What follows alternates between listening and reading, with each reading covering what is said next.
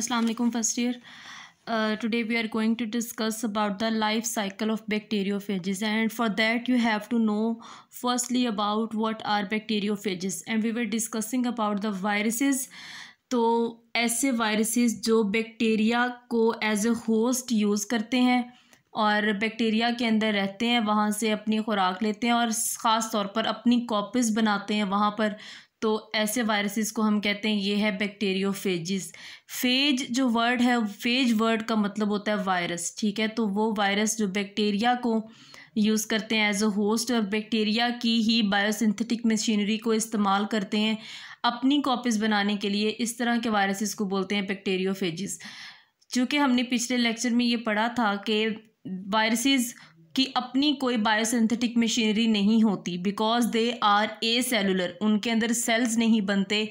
तो आप ये कह सकते हैं कि जब तक ये किसी होस्ट के अंदर नहीं जाते तब तक ये नॉन लिविंग है, ठीक है। तो जब ये किसी होस्ट के अंदर जाएंगे तब ही अपनी कॉपीज़ बनाना स्टार्ट करते हैं, तो और बैक्टीरिया के अंदर जाएंगे, ठीक है। तो इस तरह के वायरसेस को बोलते हैं बैक्टीरियोफेजिस। हमने आज के टॉपिक में बैक्टीरियोफेजिस के लाइफ साइकिल को डिस्कस करना है, ठीक है। लाइफ साइकिल मतलब रिप्रोडक्शन को डिस्कस करना है कि बैक्टीरियोफेजिस की रिप्रोडक्शन किस तरह से होती है, ठीक है। अच्छा, अब उसने ये बोला है कि बैक्टीरियोफेजिस ऐसे वायरसेस हैं जो कि सिर्फ़ और सिर्फ रिप्रोड्यूस और रेप्लिकेट करते हैं बैक्टीरिया में, ठीक हो गया।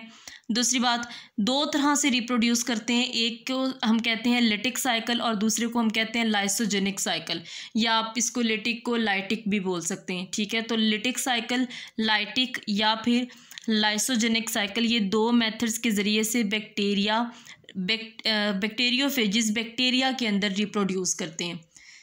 तो इसके कुछ स्टेप्स हैं, ठीक है। पहला हम एक मेथड डिस्कस करेंगे, उसके बाद दूसरा करेंगे, ठीक है। तो इसके स्टेप्स हैं, स्टेप वाइज ये पूरा प्रोसेस होता है। आप लोगों को ये लेक्चर समझने के लिए बहुत बहुत इंपॉर्टेंट है कि आप पिछला लेक्चर देखें, ठीक है। पिछले लेक्चर में बैक्टीरियोफेजिस का स्ट्रक्चर मैंने आपको बताया था कि उसका एक हेड होता है, टेल होते हैं, टेल फाइबर्स होते हैं, एक दरमियान में ट्यूब होती है जिसको कोर ट्यूब बोलते हैं। कोर ट्यूब के दोनों तरफ एक प्रोटीन की लेयर्स होती है जिसको बोलते हैं शीथ, और हेड के नीचे उसके कॉलर होता है, ठीक है। तो ये था उसका थोड़ा सा स्ट्रक्चर में। अच्छा, तो फर्स्ट स्टेप बैक्टीरियोफेज के लाइफ साइकिल में ये होता है लैंडिंग। बैक्टीरियोफेज क्या करते हैं कि बैक्टीरिया की सरफेस पर जाकर लैंड करते हैं, ठीक है। और लैंड मतलब ये है कि सिर्फ जाकर अभी लैंड करेंगे वहाँ पर। लैंड बैक्टीरिया की सरफेस के ऊपर सबसे जो ऊपर वाली बैक्टीरिया की लेयर होती है उसको बोलते हैं सेल वॉल। तो सेल वॉल पर ये सबसे पहले जाकर लैंड करेंगे, ठीक है। अभी अंदर एंटर नहीं हुए, इट्स मीन कि अभी वो नॉन लिविंग है, ठीक है। और सेकंड स्टेप है अटैचमेंट, और फर्स्ट स्टेप है ये आप ये कह लें कि उसकी लाइफ साइकिल में, ठीक है। अटैचमेंट या इसको एड्जॉर्प्शन भी बोलते हैं। एड्जॉर्प्शन हम उस चीज़ को बोलते हैं जब कोई चीज़ सरफेस पर जाकर अटैच होती है, ठीक है। तो सबसे पहले ये कि अटैचमेंट कहाँ पर होती है, receptor site of cell wall of bacterium. अब ये देखें, मैंने साथ एक बैक्टीरिया का सेल बनाया हुआ है, ठीक है। ऊपर वाली लेयर जो है वो इसकी सेल वॉल और अंदर वाली लेयर सेल मेम्ब्रेन। अब उसने कहा है कि जो फेज आएगा वो जाकर रिसेप्टर साइट पर ही अटैच होगा, ठीक है। रिसेप्टर साइट अब स्पेसिफिक रीजन है सेल वॉल पर।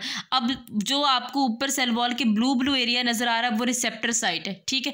तो रिसेप्टर अगर वो जाकर किसी कॉर्नर पर या किसी इस साइट के अलावा कहीं जाकर अटैच होगा तो कभी भी वो लाइसिस नहीं कर सकता, कभी भी वो अपनी कॉपीज़ नहीं बना सकता, ना ही बैक्टीरिया के अंदर एंटर हो सकता है, ठीक है।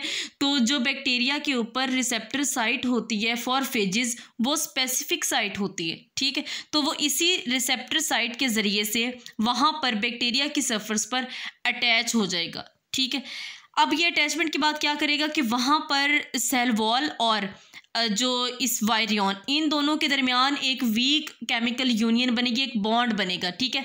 अब आप लोग ये सोच रहे होंगे कि मैंने इसको वायरस क्यों नहीं कहा, वायरियन क्यों कहा है, क्योंकि मैंने अभी तक ये सेल के अंदर एंटर नहीं हुआ, और मैंने आपसे कहा था कि जब तक ये सेल के बाहर रहेगा, ये होस्ट के बाहर रहेगा, तब तक ये नॉन लिविंग है, और जब तक ये सेल के बाहर रहेगा हम इसको वायरियन बोलेंगे। जैसे ही ये सेल के अंदर एंटर हो जाएगा इसको बोलेंगे वायरस, ठीक है। तो रिसेप्टर साइट और वायरियन के दरमियान एक वीक केमिकल यूनियन बनती है, एक केमिकल बॉन्ड बनता है। ठीक हो गया। नेक्स्ट स्टेप है पेनिट्रेशन। अब देखिए अटैचमेंट होगी, उनके दरमियान बॉन्डिंग होगी, ठीक है, तो अब बनेगी, अब होगा पेनिट्रेशन। पेनिट्रेशन मतलब अंदर एंट्रेंस, उसकी एंटर हो जाएगा अब। और एंटर किसके ज़रिए से होगा? हमारे पास हमने देखा था कि कोर ट्यूब है, ठीक है, कोर ट्यूब के नीचे टेल फाइबर्स हैं, तो उसकी जो टेल है वो उसके पास एक ख़ास किस्म के इंजाइम्स हैं। वो इंजाइम क्या करेंगे? वो सेल वॉल को डाइजेस्ट करना स्टार्ट कर देंगे, ठीक है, क्योंकि आपको पता है कि सेल वॉल एक हार्ड स्ट्रक्चर है कि उसने पूरे सेल को प्रोटेक्ट करना होता है। तो वो क्या करेंगे? उसके पास जो ख़ास किस्म के इंजाइम्स है वो है लाइजोजाइम। आपको अगर याद हो तो आपने 4th चैप्टर के अंदर लाइजोजाइम के बारे में पढ़ा था कि वो इंगल्फ कर लेते हैं दूसरी ऑर्गेनेलिस को भी, ठीक है। तो ये लाइजोजाइम को क्या करेंगे? ये रिलीज़ करेंगे। लाइजोजाइम क्या करेंगे? सेल वॉल को डिज़ोल्व करना स्टार्ट कर देंगे, डाइजेस्ट करना स्टार्ट कर देंगे। जब वहाँ से डाइजेशन ज़ाहिर हो जाएगी तो वो अंदर एंटर होना स्टार्ट हो जाएंगे। अच्छा, अब एक और चीज़, अब आप लोगों ने ये गौर से सुनना है। हमने ये पढ़ा के पीछे चलते हैं पहले। ये वायरस का मैंने छोटा सा स्ट्रक्चर बनाया, दरमियान वाला इसका पोर्शन हेड के जो नीचे वो कोर था, टेल फाइबर थे। अब इस टेल के साथ जो है वो प्रोटीन लगी हुई, ठीक है, शीथ जिसको हमने कहा था। तो वो जो टेल की शीथ है ना, उसके वो कॉन्ट्रैक्ट करेगी। जैसे ही डेफिनेटली वो कॉन्ट्रैक्ट करेगी तो उसकी लेंथ इंक्रीज हो जाएगी, ऐसी है ना, ठीक है। तो टेल कोर क्या करेगी? अब उसको फोर्स करेगी सेल को, ताकि वो सेल मेम्ब्रेन के ज़रिए और सेल वॉल के ज़रिए से अंदर एंटर हो।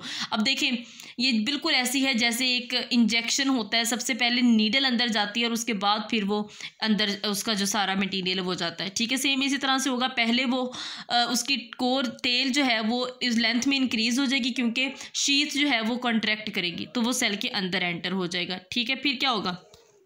फिर वायरस अपना डीएनए इंजेक्ट करेगा, just like injection use to inject vaccine. जैसे इंजेक्शन पहले उसकी नीडल अंदर जाती है, उसके बाद वैक्सीन जाती है, सेम इसी तरह से पहले वो जाएगी, उसकी कोर ट्यूब जाएगी और उसके बाद फिर वो अपना डीएनए उसके अंदर एंटर करेगा। अब क्या होगा? जो प्रोटीन कोट होता है ना, ठीक है, प्रोटीन कोट, हेड का जो प्रोटीन कोट और नीचे टेल का जो प्रोटीन कोट है वो बाहर ही रहेगा, ठीक है, वो सेल के अंदर एंटर नहीं होगा। अब लेकिन कुछ एनिमल वायरसेस ऐसे हैं जो कि पूरे एज अ होल अंदर जाते हैं अपने प्रोटीन कोट के साथ, जैसे HIV का साइकिल आगे हम पढ़ेंगे तब आपको बताऊंगी, ठीक है। अब यहाँ पर स्टार्ट हो जाएगा लिटिक साइकिल, ठीक है। लिटिक साइकिल को हम ये भी कह सकते हैं कि ये मास्टर एंड स्लेव का रिलेशनशिप है। मास्टर मतलब आका और गुलाम का। वो किस तरह से? लिटिक साइकिल, जब लिटिक का मतलब ये होता है मल्टीप्लाई करना, ठीक है, तो लिटिक साइकिल को हम मल्टीप्लिकेशन भी बोलते हैं।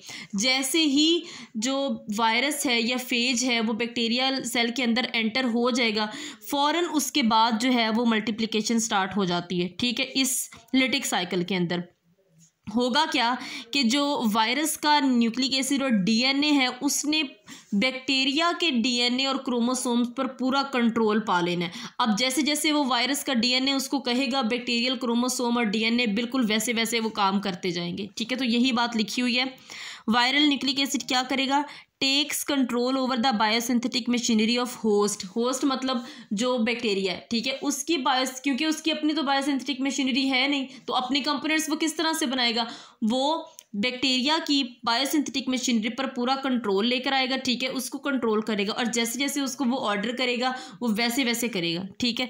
तो क्या करेगा? ये होस्ट को कहेगा कि वो उसके वायरल कंपोनेंट्स बनाए। अब जो बैक्टीरियल क्रोमोसोम है वो अपने कंपोनेंट्स बनाने की बजाय वो वायरस के कंपोनेंट्स बनाना स्टार्ट कर देता है। और वायरस के क्या क्या कंपोनेंट्स है? डीएनए है और प्रोटीन कोट है, ठीक हो गया।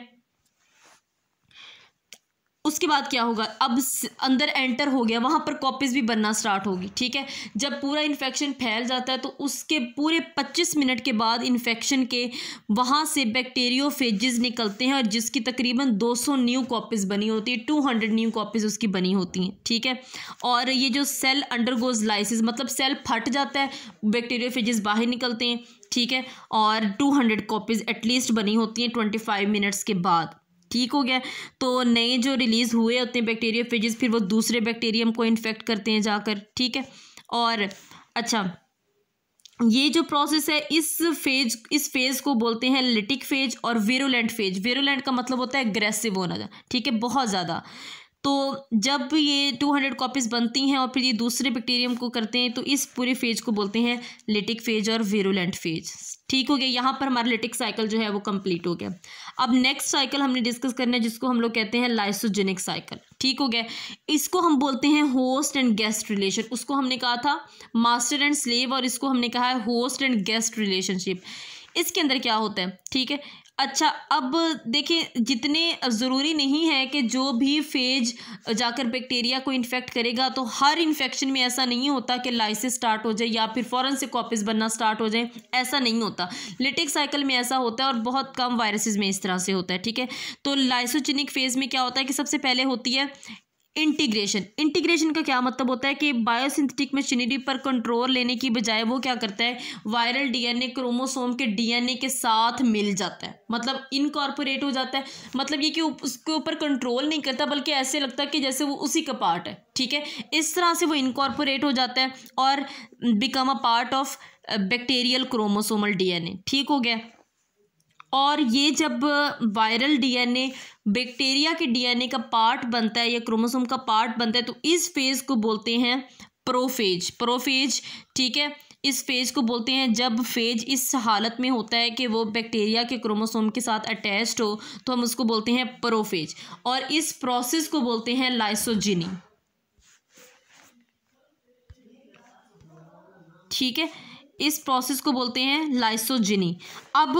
अब क्या होगा, जो लाइसोजेनिक बैक्टीरिया है, मतलब ऐसा बैक्टीरिया जिसके क्रोमोसोम के साथ वायरस का क्रोमोसोम भी जुड़ा हुआ है, साथ अटैच्ड है, तो इस कंडीशन में अच्छा देखिए, अब होता है इस तरह से कि जब ये वाली कंडीशन होती है ना लाइसोजेनिक साइकिल में, तो कोई मतलब नुकसान नहीं होता बैक्टीरिया को। बैक्टीरिया नॉर्मली अपनी एक्टिविटीज़ को भी कर रहा होता है और रिप्रोडक्शन भी कर रहा होता है, तो कोई नुकसान नहीं होता।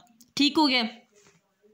अच्छा, नेक्स्ट बड़ी इंपॉर्टेंट बात लिखी हुई है कि viral DNA being a part passes to each daughter generation. ठीक है, अब उसने ये कहा है कि वायरल डीएनए चूंकि बैक्टीरियल क्रोमोसोम का पार्ट है, ठीक है, तो आपको पता है कि बैक्टीरिया बाइनरी फिशन के ज़रिए से दो में डिवाइड हो जाता है। तो जो पेरेंट डीएनए होता है उसका आधा एक न्यूक्लियस एक में भी जाता है और दूसरे सेल में भी जाता है, जो वो दो में डिवाइड होता है। ठीक है, तो अब देखें, जो पेरेंट था, ठीक है, बैक्टीरिया प्रोड्यूस भी कर रहा है, तो पेरेंट जो बैक्टीरिया था उसके अंदर अपने क्रोमोसोम के साथ साथ वायरस का भी तो क्रोमोसोम था ना। ठीक है, तो वो जैसे उसकी दो डॉटर बनेगी, ठीक है, बाइनरी फिशन के जरिए से वो डिवाइड होगा, तो दोनों सेल्स की जो डॉटर सेल्स बनेंगे, दोनों के अंदर वायरस का भी क्रोमोसोम होगा और डीएनए का अपना भी क्रोमोसोम होगा। अब देखिए इस तरह से फेज को कितना फ़ायदा हो रहा है, वो इसमें तो है ही है, वो अगली जो जनरेशन्स हैं उसमें भी खुद डायरेक्ट वो चला जाता है। ठीक है, तो इन्फेक्शन देखें उसमें भी होगा, अब अगली जो फेजेस है उसमें भी होगा। ठीक है, नेक्स्ट जो है इसमें स्टेप वो है इंडक्शन। इंडक्शन क्या होती है, अब देखिए अटैच्ड है। अब समटाइम्स इस तरह से होता है कि जो वायरल डीएनए होता है वो डीटैच होता है बैक्टीरियल क्रोमोसोम से। बैक्टीरियल क्रोमोसोम से डीटैच होता है लेकिन उसी सेल के अंदर होता है। जैसे ही वो डीटैच होता है तो लिटिक साइकिल स्टार्ट हो जाता है, और लिटिक साइकिल हमने पीछे अभी पढ़ लिया है। ठीक है, और इस फेज को कहते हैं इंडक्शन। इंडक्शन उस फेज को कहते हैं जब वायरल डीएनए बैक्टीरिया के डीएनए से सेपरेट हो जाता है। सेपरेट जैसे ही होगा तो वहाँ पर वो ये जो लाइसिस स्टार्ट कर देगा और कॉपीज बनाना स्टार्ट कर देगा। ठीक है, तो इस साइकिल को बोलते हैं लाइसोजेनिक साइकिल। अल्लाह हाफिज़।